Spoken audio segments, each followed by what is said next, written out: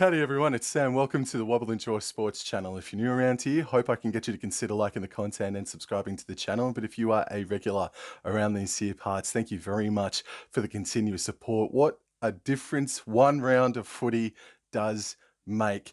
We now have 13 teams alive in the race for the top 8, and 2 slots, in my opinion, have now opened up for the top 4. Also, if you're a Cowboy supporter, have a deep think. Even if you're not a Cowboy supporter, have a real hard think about how good it was, all the results that happened for us this weekend. Everything fell into place for us, and North Queensland's top 4 hopes are well and truly alive with only 6 weeks to go left in the 2023 season. This weekend is Women in League round. Let's get stuck into round 22 of the 2023 NRL season.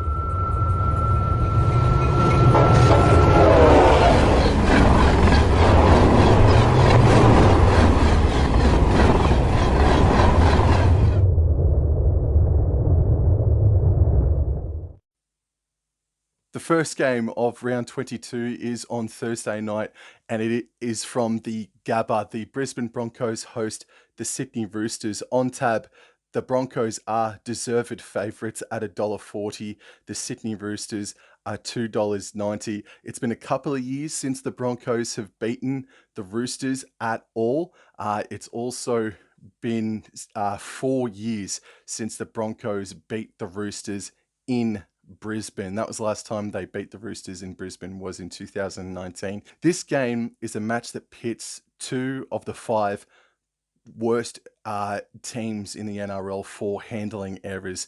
The Broncos are sitting at second, but they use the ball a lot, so you can excuse them in that regard, in a way. And then the Sydney Roosters are the 5th worst.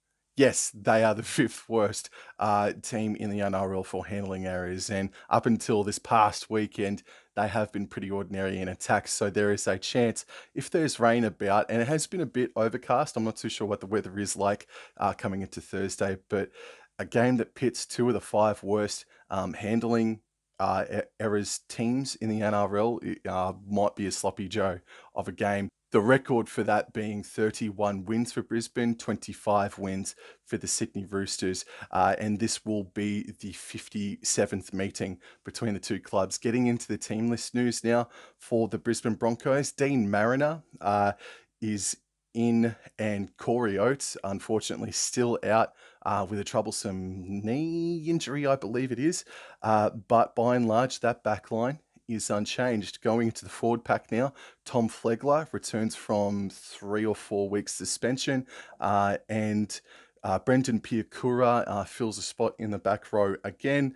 Capewell's there as well, and then the interchange is Smoothie, Jensen, Hetherington, and Palacia. Going into the Sydney Roosters now, last weekend they just hit the ground absolutely on fire against the Gold Coast Titans up at the Gold Coast, and besides Billy Smith, I guess, that backline that featured last Saturday is there. The forward pack reads Warrior Hargreaves, Smith, Collins, Egan Butcher, Nat Butcher, and Victor Radley. And the interchange is Jake Turpin, Nathan Brown, Terrell May, and Fletcher Baker. Brisbane Broncos, man, they are the real deal. They are going to be one of the 2 clubs, I guess, or one of 5 clubs, I guess, that are really contending to play on the 1st of October this year. I'm going to choose the Brisbane Broncos, but these games usually end up being pretty close between the Broncos and Roosters, so I'll say 1-12. Friday night football sees 2 matches played, and game number 1 is from Scully Park in Tamworth, New South Wales. The West Tigers host the South Sydney Rabbitohs on tab. South Sydney are $1.07, and the Tigers are $8 outsiders. This will be the 42nd meeting between the 2 clubs, and South Sydney have a 24-17 record. This is the 4th occasion that the Tigers have travelled to Tamworth, and they have a 1-2 record. Meanwhile, South Sydney Rabbitohs, this is the first trip to Tamworth for them in club history. South Sydney, since 2020, have won 6 of the past 7, and the last meeting came this year, and the Tigers really gave it to them. The final scoreline was 20 points to nil. They completed at a great percentage, but it was just too many missed tackles in the end that really cost the West Tigers any chance. And South Sydney's defence back then was pretty damn solid. But the Tigers had a really good account of themselves in round 11, I think it was, against the South Sydney Rabbitohs last time they played. Plus, they pipped them last year in Golden Point extra time. So I don't think South Sydney should take the Tigers lightly at all. Big Stefano Utoikamanu, to begin with, plays his 50th first grade game, so kudos to that young man. But going into the back line now, we've got Buller, Norfoluma, Toa. Junior Tupou moves into the centres because Charlie Staines returns from a couple of months out with an illness, and he takes up jersey number 5, moving Tupou into the centres. Dane Laurie and Luke Brooks are the centre pairing. So Luke Brooks returns from a hamstring injury, and just quickly going through it now, unfortunately, Brandon Wakeham has been dropped completely from this week's team list for the West Tigers. The forward pack, Big Stefano, Coruscant, Clemmer, regular starting forward pack, and the interchange is Will Smith in jersey 14, Blore, Twal, and Tarsi James in jersey number 17. And yeah, dude, I really like Tarsi James, eh? He's a big monster, and every time I've seen him come onto the paddock this year in his debut season, I think he's made a great impact. I actually really like the look of Tarsi James, and just as well, Tommy Talau also dropped. Going to the South Sydney Rabbitohs now, when that man, Mr. Latrell Mitchell, will hopefully return at fullback, but the back line, besides Latrell Mitchell, is unchanged.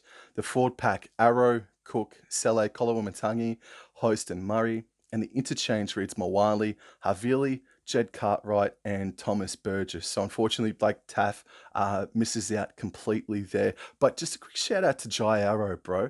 That was his return game after having about 6 or so weeks off. And I thought he was really strong for the South Sydney Rabbitohs. Maybe top 3, maybe even arguably the best player for them in their awful performance against the Brisbane Broncos, bro. That just was not first grade material, and man, they let me down. In particular, sorry to single you out, but Cody Walker, just hands like bloody butter, fair friggin' dinkum. They're to be taken seriously, and I do take them seriously, South Sydney, but they got to put a 13 plus sort of a scoreline on the West Tigers this Friday night out at Tamworth. I'm not expecting much from Latrell Mitchell, with all due respect, because he doesn't have match fitness under his belt. He has been out since a week before game 1 of State of Origins. So if Latrell Mitchell just eases his way back in, you can forgive that. But then next week, he's really got to put his foot on the accelerator, because the Bunnies are sitting in 9th, and I had them in my top 4 at the start of the season. They are such a freaking hard team to try and nail down this Bunnies outfit. Fair dinkum. South Sydney should hopefully win this one 13 plus on Friday. And the main event on Friday night footy is from Marvel Stadium.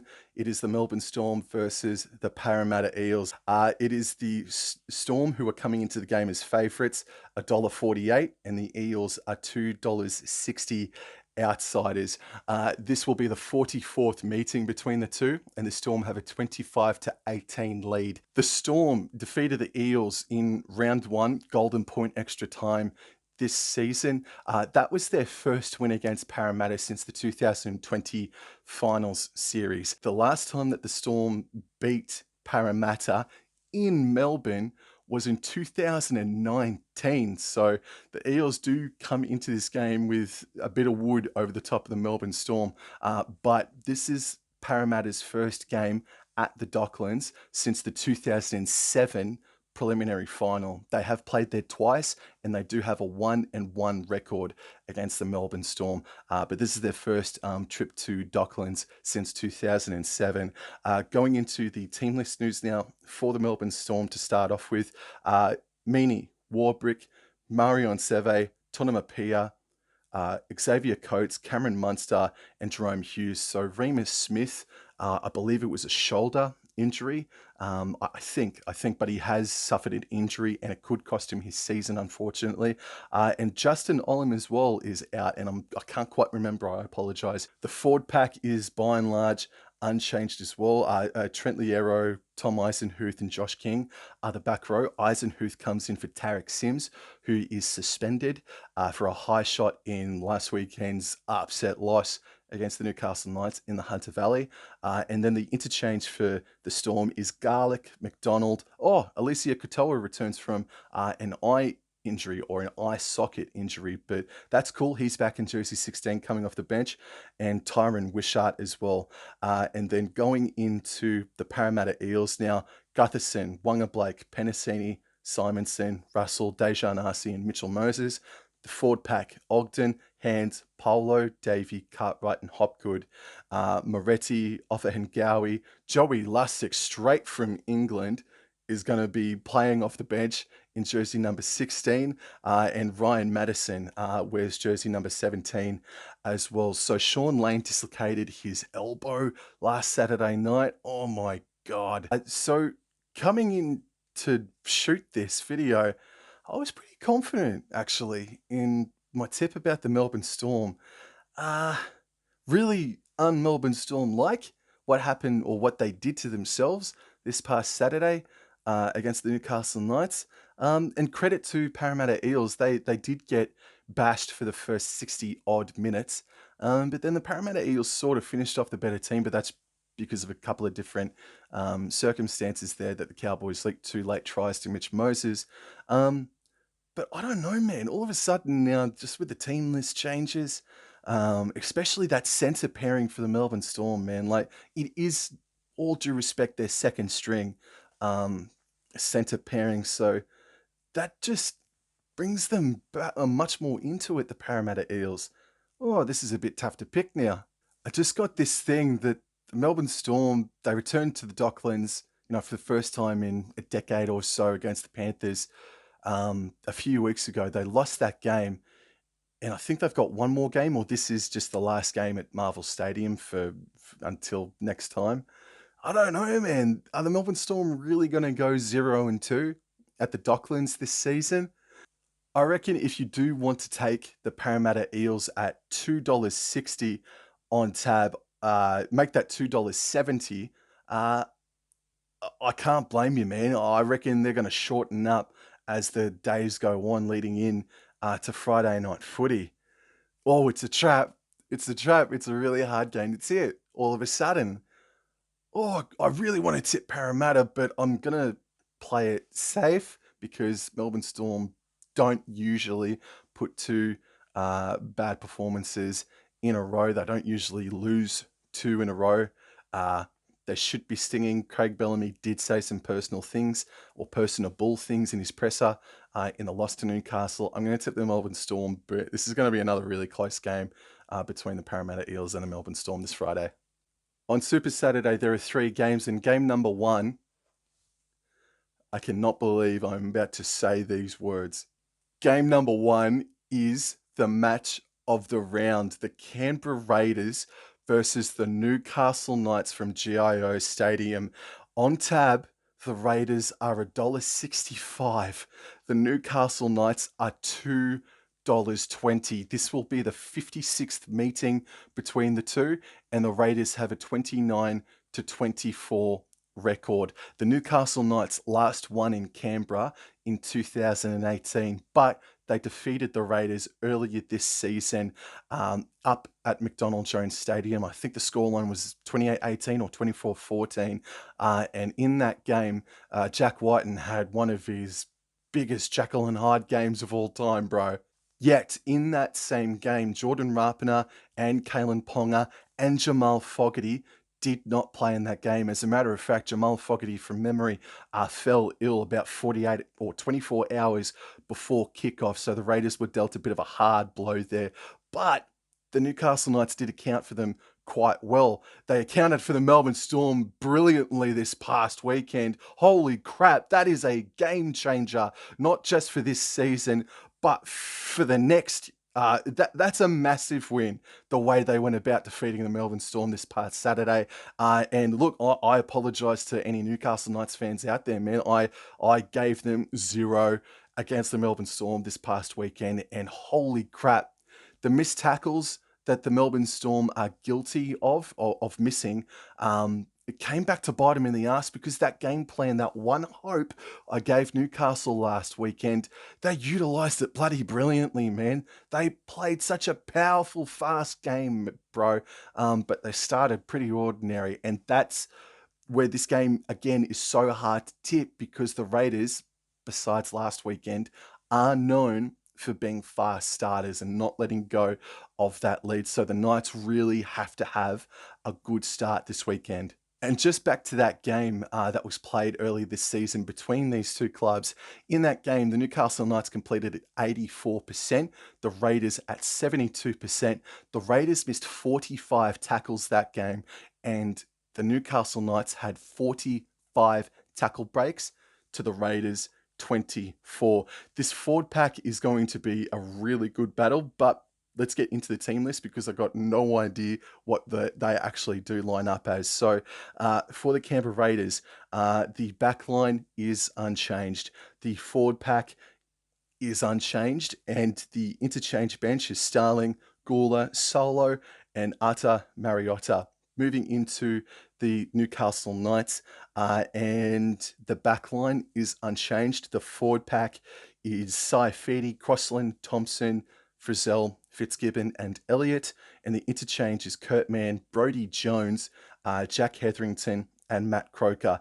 And the one change out of that lineup is that Daniel Saifidi has done a quad injury, and he could miss up to 4 weeks or thereabouts. So Daniel Saifidi is a loss. He's been solid. But man, this is going to be such a good game. The Raiders just don't know how to die. They fair dinkum don't. And the Newcastle Knights, man, shit, they can play some really attractive footy. But I'm going to avoid the trap of the Parramatta Eels. I'm going to swallow up the Newcastle Knights at $2.20, man. And that might even shorten up as the days go longer towards kickoff in this game, Saturday, 3 p.m. Just a quick reminder. Newcastle Knights, they just have so many points, and it's the attack of the Canberra Raiders that I don't trust. Jordan Rapana scored a freakish try from a crossfield kick. Only he would score a try like that. And then a Hail Mary, a random drop ball sort of from the Warriors. Hudson Young picked it up and scored.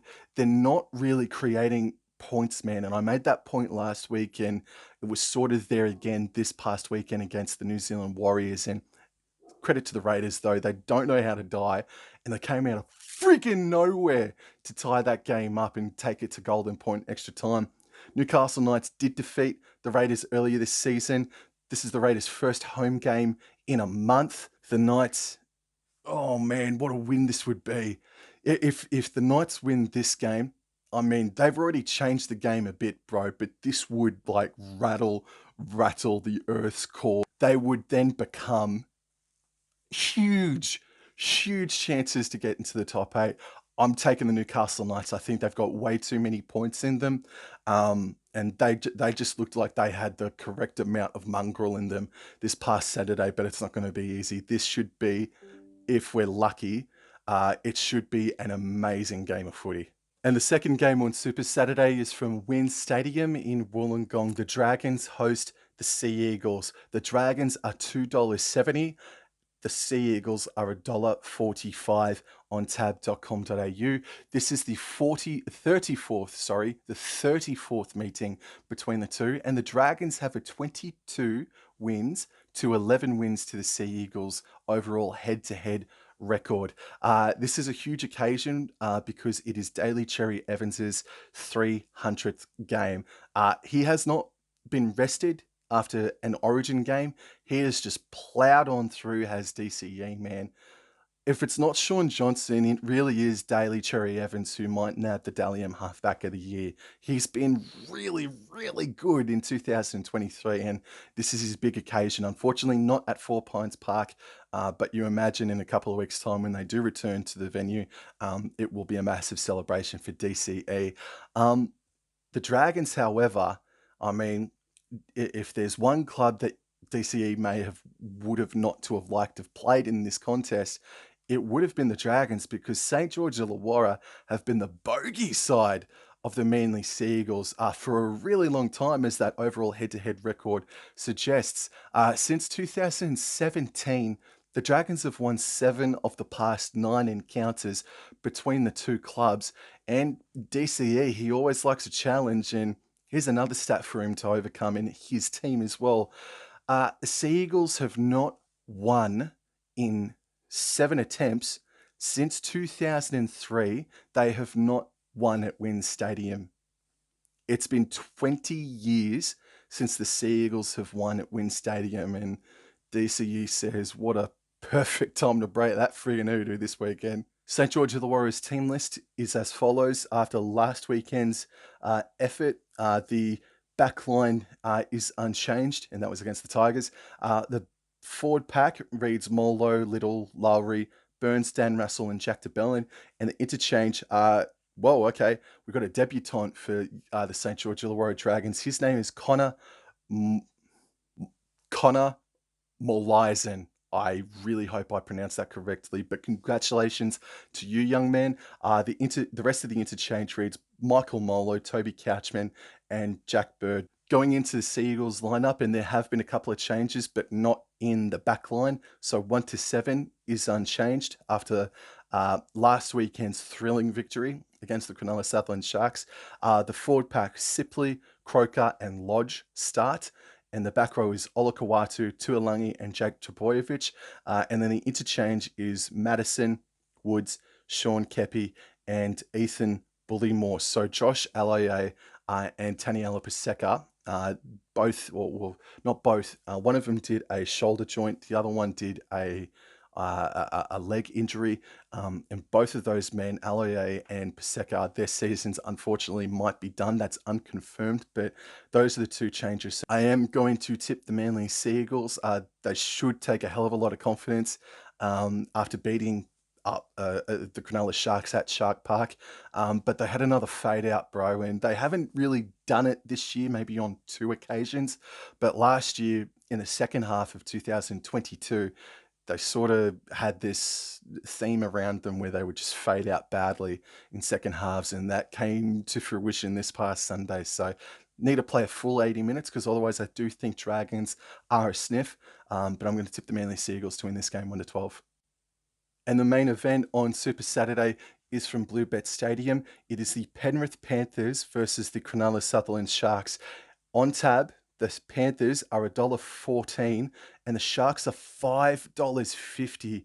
Man, I mean, how the mighty have fallen. And this will be the 99th meeting between the two clubs, and the Sharks have the overall head-to-head record, 52 to 43, and 3 draws thrown in there for good measure. The Sharks have not won in Penrith since 2018, and since 2019, Penrith have won 5 of the past 7 encounters between the two clubs. Going into the team lists for the Penrith Panthers now, after last weekend's victory against the Bulldogs, their backline is unchanged, their forward pack is unchanged, and the interchange reads Luke, Lindsay Smith, Eisenhuth, and Zach Hosking. Going into the Sharks lineup now, Connor Tracy remains in the centres, so that 1 to 7 is unchanged. The forward pack, Kafusi, Brayley, Rudolph, Nickora, Graham, and McInnes, and the interchanges Jack Williams, Talakai, Hazelton, and Royce Hunt. So Talakai comes back into the fold. Jesse Colquhoun is dropped. Holy crap, Sharks. What the... I think Penrith Panthers will win this game 13 plus, but not a massive blowout like a 16 or 18 point victory. Yeah, I'm going to go the Penrith Panthers to win this game 13 plus. On Sunday, there are two contests, and game number one from 2 p.m. is from Salter Oval in Bundaberg. The Canterbury Bankstown Bulldogs, for the second year in a row, take a game up to Bundaberg, and the opponents are the Redcliffe Dolphins. On tab, the Dolphins are favourites at $1.62, and the Bulldogs are outsiders at $2.25. This is the first ever meeting between the two franchises, so that is some cool history in and of itself. So going into the Bulldogs lineup, Josh Adokar returns on the wing, so too does Braden Burns in the centres.